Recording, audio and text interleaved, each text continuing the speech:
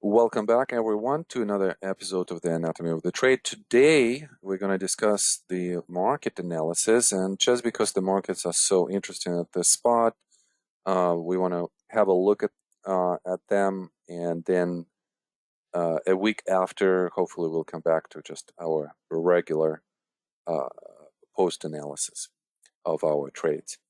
All right. Well, let's first look at the weakest index, and that is NASDAQ.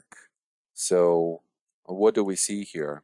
We're seeing how we've been in the uptrending environment for quite some time. Here's this intermediate uptrend, and we've seen quite a lot of reactions throughout. So on each reaction, we had an emergence of supply. And every time when this supply occurs, what happens next? There is some kind of quick absorption. All right, so profit taken on the way up by institutions, and then absorption, almost immediate, and then continuation to the upside. And then in the later part of this uptrend, we're seeing more of a change of behavior type of reaction, where a change of behavior bar has a big spread. The volume signature is one of the largest in this area, in this uptrend. So just an indication of a potential pause. A higher high was really confusing in a sense of, if we are having a higher high and if we're thinking that this is a trading range that is developing, we usually would have a higher low after that, just because this indicates some strength. But yet, NASDAQ, specifically in growth stocks, exhibited a lot of weakness in this area right here and just going even low. So coming in here to this area was kind of logical. Here is we are in the trading range. And then this move down shows some weakness, right? So we're going to label this as a sign of weakness. And that all happens on the background of the increase in supply signature. Then we're rallying. I would say that rally off the bottom was actually really good. I really liked it. There is a diminishing spread, diminishing result on this bar with a lot of hidden demand behind it. There is the next bar where demand is increasing. And we know that usually with the change of behavior, which acts sometimes as an automatic reaction or sometimes as a sign of weakness, we're going to have some institutions that are going to see some value. So at this spot. So it's natural for the demand to increase significantly as these institutions are buying into this weakness. And this is a really good spot to buy. I mean, like, consider the whole context of the last year, where we just, since the COVID low, going up, up, up, up, higher highs, higher lows, some reaccumulation pauses, resolution of that.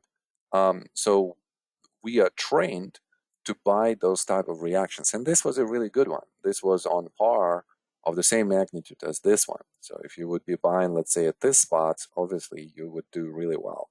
So, and that's the thinking that institutions have at this spot. Now the rally develops, I would say that it's okay until it actually hits the resistance point. And we still have some kind of absorption, like this bar, upthrust probe, negation almost immediately. This bar right here does not have a lot of supply, and then it's been negated almost instantly. Next bar has some supply coming in, and demand still pulls it up to the higher close. So there was quite a lot of short-term bullish positive signs until the failure to overcome this resistance. And it was kind of interesting because I personally was thinking that we're going to break through the resistance. And then the next day, right away, something is wrong. So supply is increasing. And then we have the result that actually negates quite a lot of bars to the upside. So for instance, this close, this close, this close, this close, this close, all of them were negated. So it's 1, 2, 3, 4, 5 days, 5 closes were negated almost instantly with 1 day. So this was not that great for the bullish case scenario. So we started thinking, okay, well, what is the potential structure here? What could it be? Could we possibly be in some kind of much larger, much complex trading range, something like this, where maybe we still go to the support level somewhere here, and then we are constructing some kind of trading range at this level for the continuation of that uptrend. Let's say if this is going to be into summer, so maybe into fall, something like this type of scenario. And that is still possible. I mean, the complex trading ranges are usually very hidden to us as a structure until a certain point. So we always have to be cautious about this. We could also think that, this could be the range right here for now, right? So we had this couple of climactic runs, and then this becomes a huge change of behavior, like it was here. And then we are in the trading range. So we could be here. So we still yet to confirm that. How would we confirm that? The price needs to stop at the support level and then reverse. So I would say that this is the scenario number one. And this is actually a bullish scenario with the intermediate picture of the trading range. A bearish scenario would look obviously with much more weakness, right? So what would we see there in the bearish scenario? In the bearish scenario, we would just break this level and then continue to the downside, perhaps to about this target right here. And that is also very possible because in a lot of cases, previous cases, we've seen where the index could do exactly something like this, where we have the run up, we have that first change of behavior. Because there is so much strength, the price overcomes this level, spends some time at the top, then goes down, and then creates some kind of absorption pattern right here before it starts going up again. So there are quite a few examples in the history of the market like this. And to me, this is a complex structure. This just tells me that this is a potential stop in action in phase A, strength in phase B, weakness into phase C, absorption in phase C, and then continuation into phase D. And again, this type of structures, they are only evident after they are done completely. Or we could have something akin to what we've seen during 2018 in, let's say, in NASDAQ. In 2018, we had a climactic run, like we've had just in 2020, to point number one. Then automatic reaction into point number two. A high as a secondary high at point number three. The difference here is the lower high against the higher high. Period of absorption between 4 and 6, which is somewhat similar, only with different level of strength and weakness. And then that vertical absorption type of uptrend where we have quite a lot of reactions, where a lot of institutions are profit taking. Less climactic run here. And then after that, we go into a distributional phase. So this looks distributional. This looks bullish. I'm sorry, right here. This looks distributional, bearish, bullish, then bearish again, and then bullish again. So you kind of see how in a much larger structure, the bias could change so ever so rapidly relative to the size of the structure. So let's continue with where we are here. From 8 to 9, a change of behavior, another change of behavior. Specifically, this bar was important. So like this breakdown bar was important. And then what's important about that bar is that the price rallies after that from 9 to 10 right into that point, or failure to reach it even. And then after that, another lower low at 11, another lower low at 11. Now, the current structure is somewhat stronger than in 2018. So if we're going to have this type of continuation, we're probably going to end up somewhere here in this target zone. We don't necessarily have to undercut that low just because of the strength.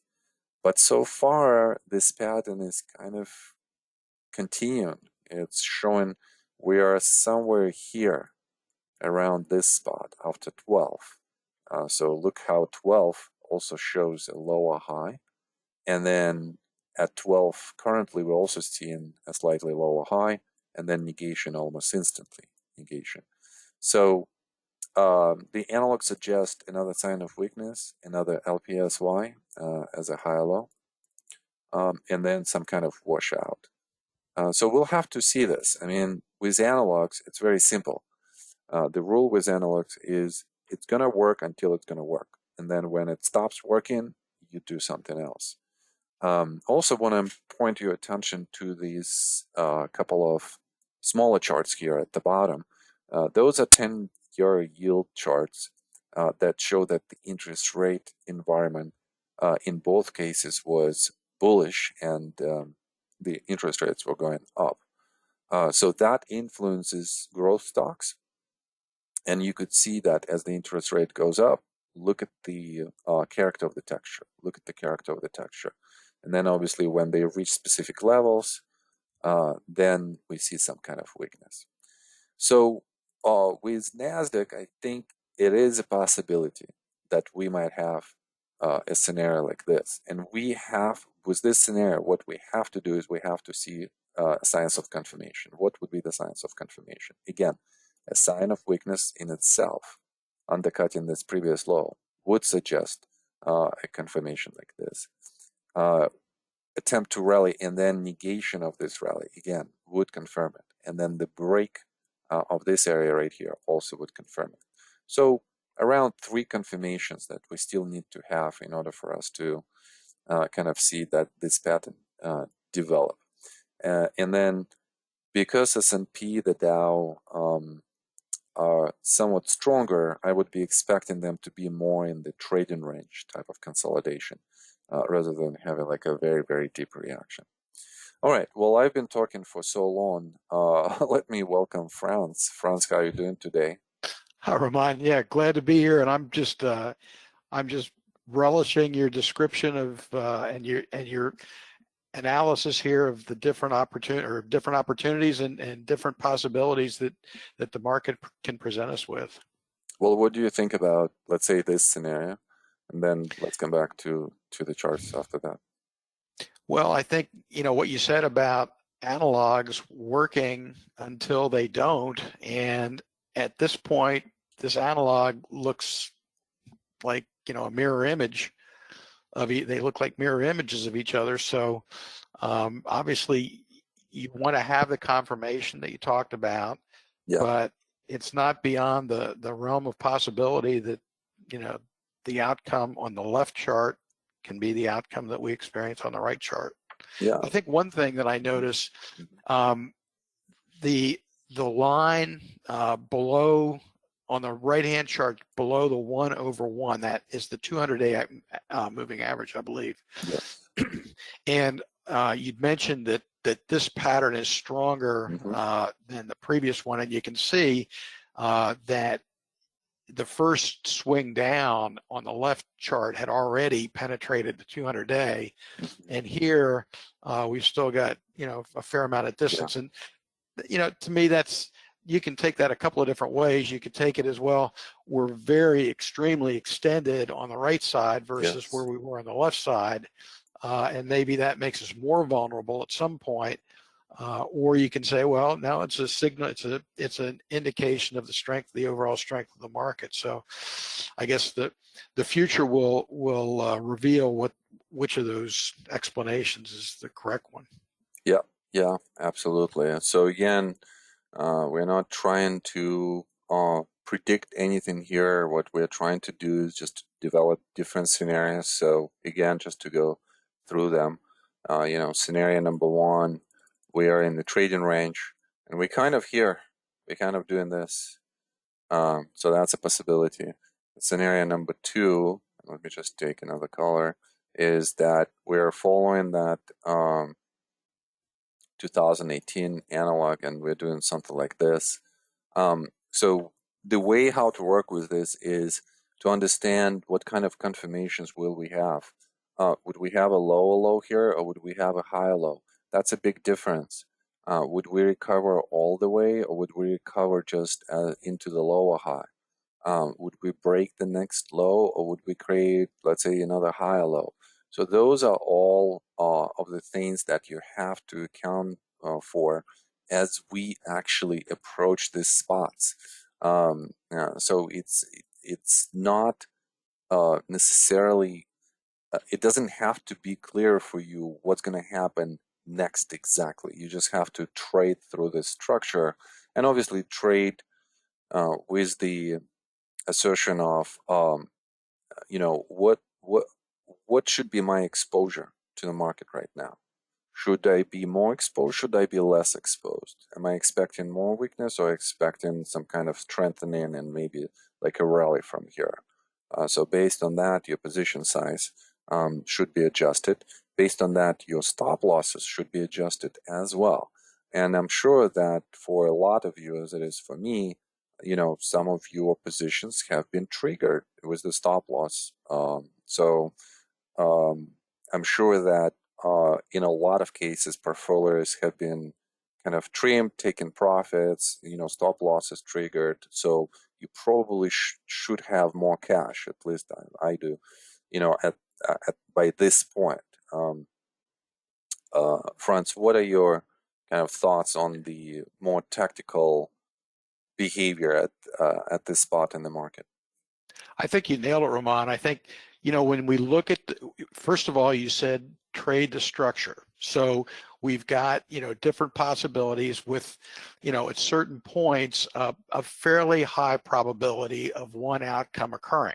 So it's just a probability. So, but, you want to take advantage of that. And then because it's just a probability, and because of the somewhat uncertain, way that this is all going to develop, it's the size of the position that you want to make that, probabilistic bet with needs to be tempered accordingly.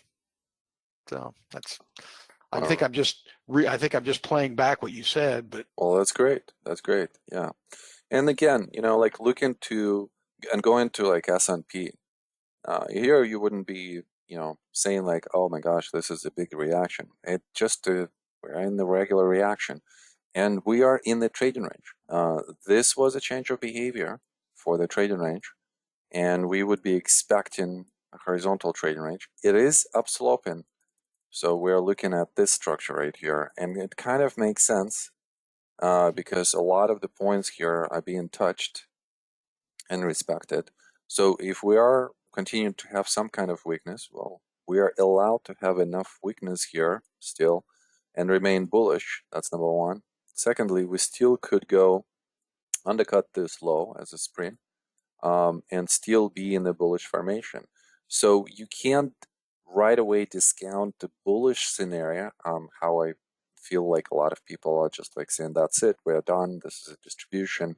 It might be, but just wait for a confirmation. Wait for something more concrete, let's say in the S&P case, for this to become a distribution. And don't confuse necessarily a weakness in the structure for a distribution. You have to see what kind of result we're going to have. So it's still up for the debate, like especially like with S&P. Let's look at the Dow. I mean, like, would you say that with the Dow we are in the distribution? Probably not. Probably not yet. I mean, maybe what we're gonna do is either we're gonna just consolidate here, and the Dow is gonna be like the strongest. There is no significant supply that's coming in, Or if we go down, we might be in some kind of like larger trading range, at that point. So we'll have to figure out the way how the structure unfolds.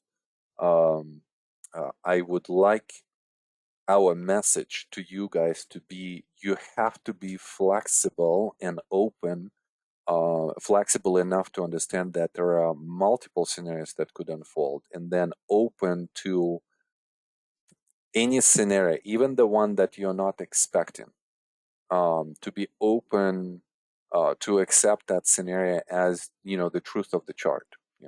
I call those the truth of the chart, and just go with that. So observe the market, be objective, have multiple scenarios in your mind, and then follow the one that market shows us. Franz, any concluding thoughts? Just to say that that's great advice, and I'm going to follow it myself. All right. Well, guys, thank you so much for watching another episode of the Anatomy of the Trade. And until next week, thank you so much. Bye-bye. Thanks, Roman.